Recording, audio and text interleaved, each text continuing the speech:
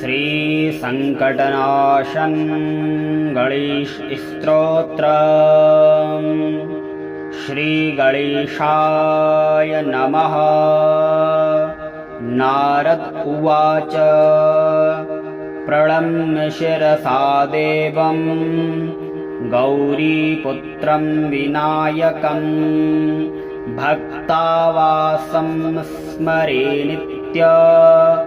आयुः कामार्थसिद्धये। प्रथमं वक्रतुण्डं च एकदन्तं द्वितीयकं तृतीयं कृष्णपिङ्गाक्षं गजवक्त्रं चतुर्थकं लम्बोदरं पञ्चमं च षष्ठं विकटमेव च सप्तमं विघ्नराजेन्द्रं धूम्रवर्णं तथाष्टमं नवमं भालचन्द्रं च दशमं तु विनायकम् एकादशं गणपतिं द्वादशं तु गजाननं द्वादशस्तानि नामानि त्रिसन्ध्यं यः पठेन्नरः न च विघ्नभयं तस्य सर्वसिद्धिकरं प्रभो। विद्यार्थी लभते विद्यां धनार्थी लभते धनं पुत्रार्थी लभते पुत्रान् मोक्षार्थी लभते गतिं। जपेत् गणपतिस्तोत्रं षड्भिर्मासेः फलं लभेत् संवत्सरेण सिद्धिं च लभते नात्र संशयः। अष्टभ्यो ब्राह्मणेभ्यश्च लिखित्वा यः समर्पयेत् तस्य विद्या भवेत् सर्वा गणेशस्य प्रसादतः। शिरसा देवं गौरीपुत्रं विनायकं भक्तावासं स्मरे नित्य आयुः कामार्थसिद्धये।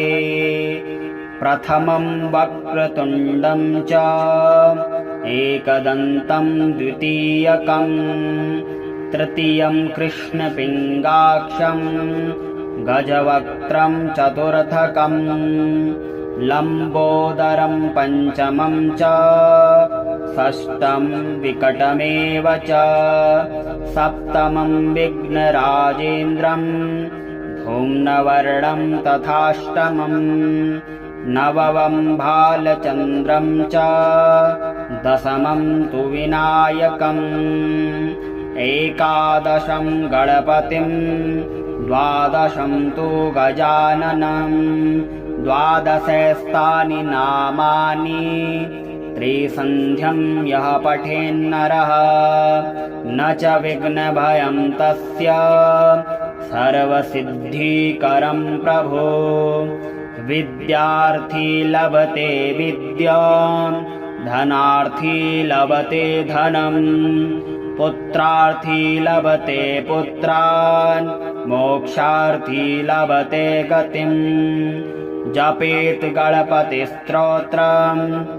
षड्भिर्मासेः फलं लभेत् संवत्सरेण सिद्धिं च लभते नात्र संशयः। अष्टभ्यो ब्राह्मणेभ्यश्च लिखित्वा यः समर्पयेत् तस्य विद्या भवेत् सर्वा गणेशस्य प्रसादतः। श्रीप्रणम्य शिरसा देवं गौरीपुत्रं विनायकं भक्तावासं स्मरे नित्य आयुः कामार्थसिद्धये। प्रथमं वक्रतुण्डं च एकदन्तं द्वितीयकं तृतीयं कृष्णपिङ्गाक्षं गजवक्त्रं चतुर्थकं लम्बोदरं पञ्चमं च षष्ठं विकटमेव च सप्तमं विघ्नराजेन्द्रं धूम्नवर्णं तथाष्टमं नवमं भालचन्द्रं च दशमं तु विनायकम् एकादशं गणपतिं द्वादशं तु गजाननं द्वादशैस्तानि नामानि त्रिसन्ध्यं यः पठेन्नरः न च विघ्नभयं तस्य सर्वसिद्धिकरं प्रभो विद्यार्थी लभते विद्यां धनार्थी लभते धनं पुत्रार्थी लभते पुत्रान् मोक्षार्थी लभते गतिम् जपेत् गणपतिस्तोत्रं षड्भिर्मासेः फलं लभेत् संवत्सरेण सिद्धिं च लभते नात्र संशयः अष्टभ्यो ब्राह्मणेभ्यश्च लिखित्वा यः समर्पयेत् तस्य विद्या भवे सर्वा गणेशस्य प्रसादतः श्रीं शिरसा देवं गौरीपुत्रं विनायकं भक्तावासं स्मरे नित्य आयुः कामार्थसिद्धये प्रथमं वक्रतुण्डं च एकदन्तं द्वितीयकं तृतीयं कृष्णपिङ्गाक्षं गजवक्त्रं चतुर्थकं लम्बोदरं पञ्चमं च षष्ठं विकटमेव च सप्तमं विघ्नराजेन्द्रं धूम्नवर्णं तथाष्टमं नवमं भालचन्द्रं च दशमं तु विनायकम् एकादशं गणपतिं द्वादशं तु गजाननं द्वादशैस्तानि नामानि त्रिसन्ध्यं यः पठेन्नरः न च विघ्नभयं तस्य सर्वसिद्धिकरं प्रभो विद्यार्थी लभते विद्यां धनार्थी लभते धनं पुत्रार्थी लभते पुत्रान् मोक्षार्थी लभते गतिम् जपेत् गणपतिस्तोत्रं षड्भिर्मासेः फलं लभेत् संवत्सरेण सिद्धिं च लभते नात्र संशयः अष्टभ्यो ब्राह्मणेभ्यश्च लिखित्वा यः समर्पयेत् तस्य विद्या भवे सर्वा गणेशस्य प्रसादतः श्रीं शिरसा देवं गौरीपुत्रं विनायकं भक्तावासं स्मरे नित्य आयुः कामार्थसिद्धये प्रथमं वक्रतुण्डं च एकदन्तं द्वितीयकं तृतीयं कृष्णपिङ्गाक्षं गजवक्त्रं चतुर्थकं लम्बोदरं पञ्चमं च षष्ठं विकटमेव च सप्तमं विघ्नराजेन्द्रं धूम्नवर्णं तथाष्टमं नवमं भालचन्द्रं च दशमं तु विनायकम् एकादशं गणपतिं द्वादशं तु गजाननं द्वादशैस्तानि नामानि त्रिसन्ध्यं यः पठेन्नरः न च विघ्नभयं तस्य सर्वसिद्धिकरं प्रभो विद्यार्थी लभते विद्यां धनार्थी लभते धनं पुत्रार्थी लभते पुत्रान् मोक्षार्थी लभते गतिम् जपेत् गणपतिस्तोत्रं षड्भिर्मासेः फलं लभेत् संवत्सरेण सिद्धिं च लभते नात्र संशयः अष्टभ्यो ब्राह्मणेभ्यश्च लिखित्वा यः समर्पयेत् तस्य विद्या भवे सर्वा गणेशस्य प्रसादतः श्रीलं शिरसा देवं गौरीपुत्रं विनायकं भक्तावासं स्मरे नित्य आयुः कामार्थसिद्धये प्रथमं वक्रतुण्डं च एकदन्तं द्वितीयकं तृतीयं कृष्णपिङ्गाक्षं गजवक्त्रं चतुर्थकं लम्बोदरं पञ्चमं च षष्ठं विकटमेव च सप्तमं विघ्नराजेन्द्रं धूम्रवर्णं तथाष्टमं नवमं भालचन्द्रं च दशमं तु विनायकम् एकादशं गणपतिं द्वादशं तु गजाननं द्वादशस्तानि नामानि त्रिसन्ध्यं यः पठेन्नरः न च विघ्नभयं तस्य सर्वसिद्धिकरं प्रभो विद्यार्थी लभते विद्यां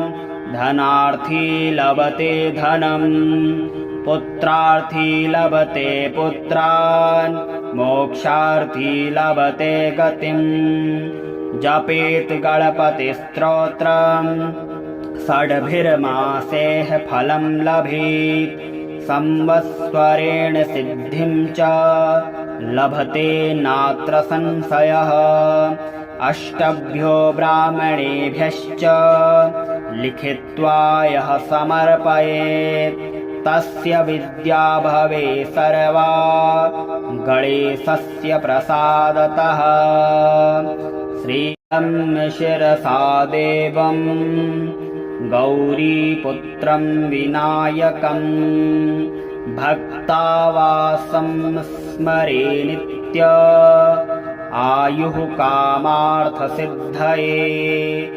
प्रथमं वक्रतुण्डं च एकदन्तं द्वितीयकं तृतीयं कृष्णपिङ्गाक्षं गजवक्त्रं चतुर्थकं लम्बोदरं पञ्चमं च षष्ठं विकटमेव च सप्तमं विघ्नराजेन्द्रं धूम्रवर्णं तथाष्टमं नवमं भालचन्द्रं च दशमं तु विनायकम् एकादशं गणपतिं द्वादशं तु गजाननं द्वादशस्तानि नामानि त्रिसन्ध्यं यः पठेन्नरः न च विघ्नभयं तस्य सर्वसिद्धिकरं प्रभो विद्यार्थी लभते विद्यां धनार्थी लभते धनं पुत्रार्थी लभते पुत्रान् मोक्षार्थी लभते गतिम् जपेत् गणपतिस्तोत्रं षड्भिर्मासेः फलं लभेत् संवत्सरेण सिद्धिं च लभते नात्र संशयः अष्टभ्यो ब्राह्मणेभ्यश्च लिखित्वा यः समर्पयेत् तस्य विद्या भवे सर्वा गणेशस्य प्रसादतः श्रीलं शिरसा देवं गौरीपुत्रं विनायकं भक्तावासं स्मरे नित्य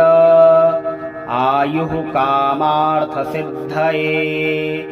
प्रथमं वक्रतुण्डं च एकदन्तं द्वितीयकं तृतीयं कृष्णपिङ्गाक्षं गजवक्त्रं चतुर्थकम् लम्बोदरं पञ्चमं च षष्ठं विकटमेव च सप्तमं विघ्नराजेन्द्रं धूम्रवर्णं तथाष्टमं नवमं भालचन्द्रं च दशमं तु विनायकम् एकादशं गणपतिं द्वादशं तु गजाननं द्वादशैस्तानि नामानि त्रिसन्ध्यं यः पठेन्नरः न च विघ्नभयं तस्य सर्वसिद्धिकरं प्रभो विद्यार्थी लभते विद्यां धनार्थी लभते धनं पुत्रार्थी लभते पुत्रान् मोक्षार्थी लभते गतिम् जपेत् गणपतिस्तोत्रम् षड्भिर्मासेः फलं लभेत् संवत्सरेण सिद्धिं च लभते नात्र संशयः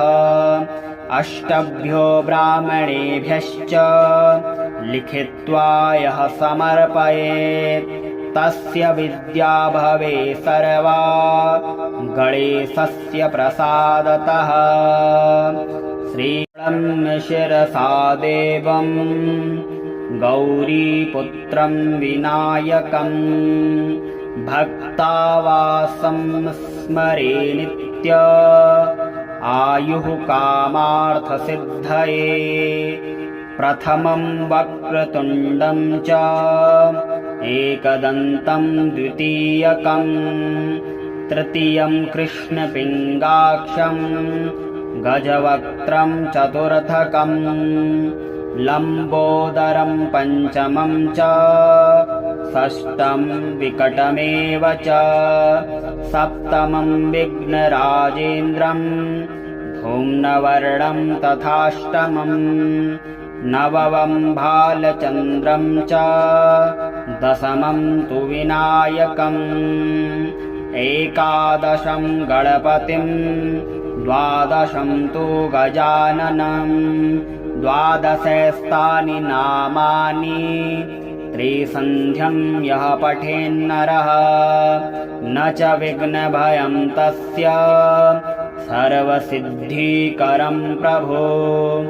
विद्यार्थी लभते विद्यां धनार्थी लभते धनं पुत्रार्थी लभते पुत्रान् मोक्षार्थी लभते गतिम् जपेत् गणपतिस्तोत्रम् षड्भिर्मासेः फलं लभेत् संवत्सरेण सिद्धिं च लभते नात्र संशयः अष्टभ्यो ब्राह्मणेभ्यश्च लिखित्वा यः समर्पयेत् तस्य विद्या भवे सर्वा गणेशस्य प्रसादतः श्रीलं शिरसा देवं गौरीपुत्रं विनायकं भक्तावासं स्मरे नित्य आयुः कामार्थसिद्धये प्रथमं वक्रतुण्डं च एकदन्तं द्वितीयकं तृतीयं कृष्णपिङ्गाक्षं गजवक्त्रं चतुर्थकं लम्बोदरं पञ्चमं च षष्ठं विकटमेव च सप्तमं विघ्नराजेन्द्रं धूम्रवर्णं तथाष्टमं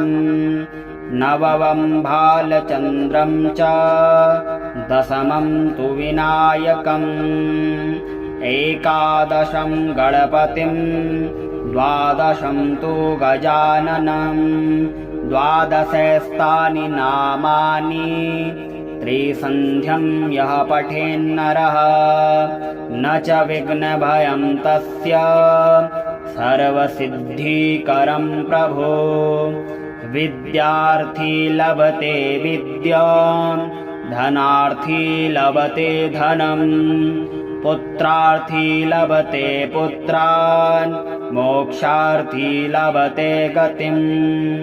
जपेत् गणपतिस्तोत्रम् षड्भिर्मासेः फलं लभेत् संवत्सरेण सिद्धिं च लभते नात्र संशयः अष्टभ्यो ब्राह्मणेभ्यश्च लिखित्वा यः समर्पयेत् तस्य विद्या भवे सर्वा गणेशस्य प्रसादतः श्रीलं शिरसा देवं गौरीपुत्रं विनायकं भक्तावासं स्मरे नित्य आयुः कामार्थसिद्धये प्रथमं वक्रतुण्डं च एकदन्तं द्वितीयकं तृतीयं कृष्णपिङ्गाक्षं गजवक्त्रं चतुर्थकं लम्बोदरं पञ्चमं च षष्ठं विकटमेव च सप्तमं विघ्नराजेन्द्रं धूम्रवर्णं तथाष्टमं नवमं भालचन्द्रं च दशमं तु विनायकम् एकादशं गणपतिं द्वादशं तु गजाननं द्वादशस्तानि नामानि त्रिसन्ध्यं यः पठेन्नरः न च विघ्नभयं तस्य सर्वसिद्धिकरं प्रभो विद्यार्थी लभते विद्यां धनार्थी लभते धनं पुत्रार्थी लभते पुत्रान् मोक्षार्थी लभते गतिम् जपेत् गणपतिस्तोत्रम् षड्भिर्मासेः फलं लभेत् संवत्सरेण सिद्धिं च लभते नात्र संशयः अष्टभ्यो ब्राह्मणेभ्यश्च लिखित्वा यः समर्पयेत् तस्य विद्या भवे सर्वा गणेशस्य प्रसादतः श्री